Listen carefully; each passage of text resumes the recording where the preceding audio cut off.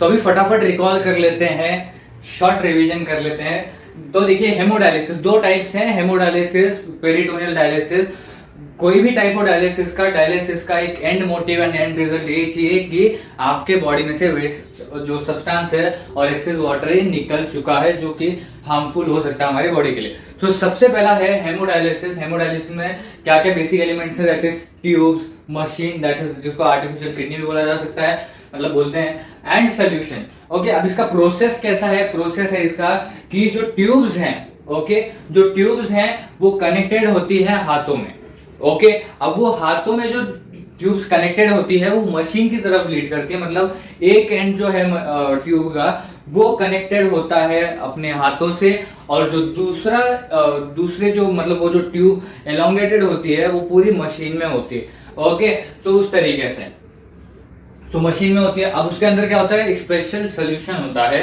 Okay, वही सारा खेल खेल रहा उधर। सो अब वो जो ट्यूब्स हैं उसमें से जो ब्लड जब फ्लो करता है, वो कंटेनर है, जैसे कि आपको जैसे कि हमने डायग्राम बनाया था, तो जो कंटेनर है उसके अंदर पूरा सोल्यूशन और उसके अंदर वो कॉइल्ड है, ऐसा आप बोल सकते हो। ओके, अब होता क्या है, जब उस ट्यूब में से जो ब्लड है वो ऐसे गुजरता है, सो क्या होता है?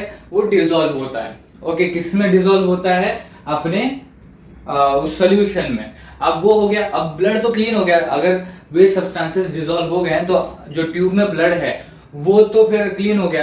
फिर वो एक दूसरे एंड से, जो कि ट्यूब का दूसरा एंड है, उससे हमारे बॉडी में वापस क्या होता है? वो ब्लड वापस आ जाता है। सो एक ट्यूब से ब्लड गया, मशीन के अंदर क्लीन हुआ, और फिर वापस दूसरे एंड से, ट्यूब के दूसरे एंड से वापस हमारे बॉडी में आ गया क्लीन ब्लड। सो जो पहला ट्यूब था, मतलब जो पहला एंड था ट्यूब का, वो क्या लेके गया?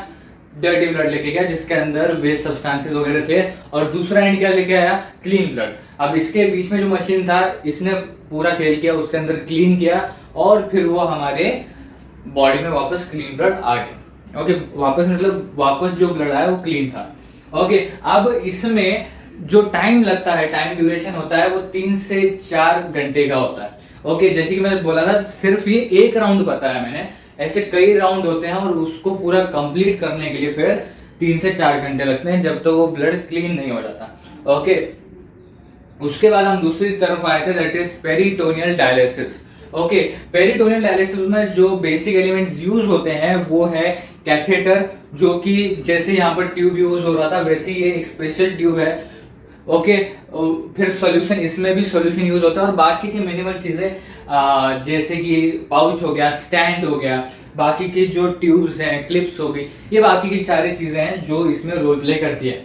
उसके बाद जो प्रोसेस है, जो जिस तरीके से जाता है, वो था कि सबसे पहले सर्जरी या अपना ऑपरेशन के थ्रू ये जो स्पेशल ट्यूब है, कैथेटर, जिसको जो कॉइल होता है अपने एब्डोमेन के अंदर और बाहर की तरफ कनेक्टर होता है उसका। सो ये जो स्पेशल टाइप का ट्यूब है जिसको हम कैथेटर बोलते हैं, वो पहले इम्प्लांट किया जाता है हमारे एब्डोमेन के अंदर।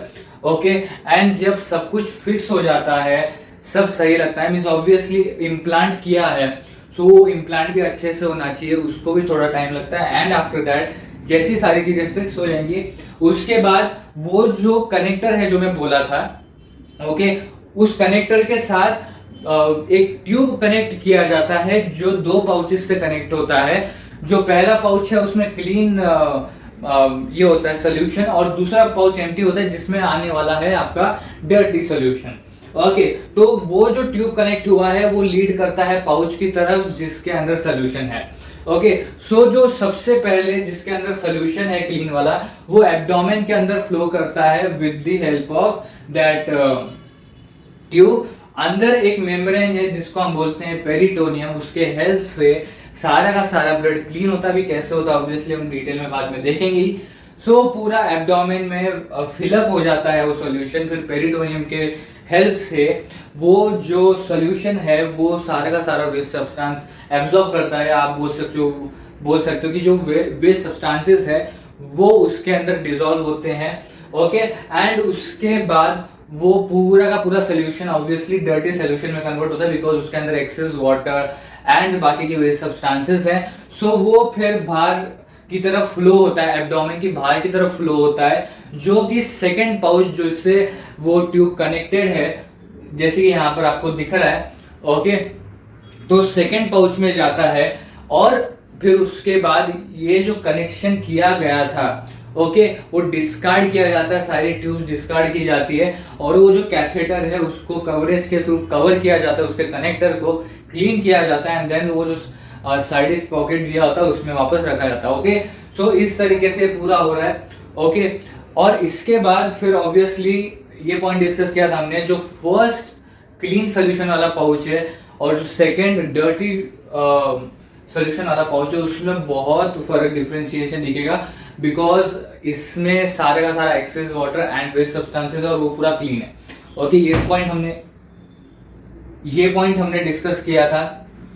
उसके बाद जैसे यहाँ पर टाइम ड्यूरेशन लग रहा है 3 से 4 घंटे का, वैसे ही यहाँ पर 4 से 6 घंटे का लगता है। और यहाँ पर हमने ये भी डिस्कस किया कि ये 3 से 4 घंटे और 4 से 6 घंटे का टाइम पीरियड क्यों लग रहा है। यहाँ पर मशीन के अंदर जो प्रोसेस हो रहा है उसका टोटल टाइम गिना जा रहा है 3 से 4 घंटे, मतलब पूरा प्रोसेस जब तक पूरा ब्लड जो जितना भी ब्लड हमको क्लीन करना है, जितनी भी क्वांटिटी क्लीन होनी चाहिए, जब तक वो क्लीन नहीं हो जाती तब तक वो मशीन में, जैसे फॉर एग्जांपल हेमोडायलिसिस की बात करें, तब तक वो मशीन में जाता है, क्लीन होता है, वापस जाता है, ऐसे कई राउंड्स होते हैं जब तक जितना क्वांटिटी क्लीन होना चाहिए उतना नहीं हो जाता। सो उसका टाइम ड्यूरेशन पकड़ा गया 3 से 4 घंटे और इसका टाइम ड्यूरेशन पकड़ा गया 4 से 6 घंटे, बिकॉज अंदर जब एब्डोमेन पूरा सोल्यूशन से भर जाता है, सो वो जो प्रोसेस हो रहा है, ओके, उसके लिए भी फिर 4 से 6 घंटे लगता है। ऑब्वियसली हम इसके बारे में डिस्कस करेंगे बाद में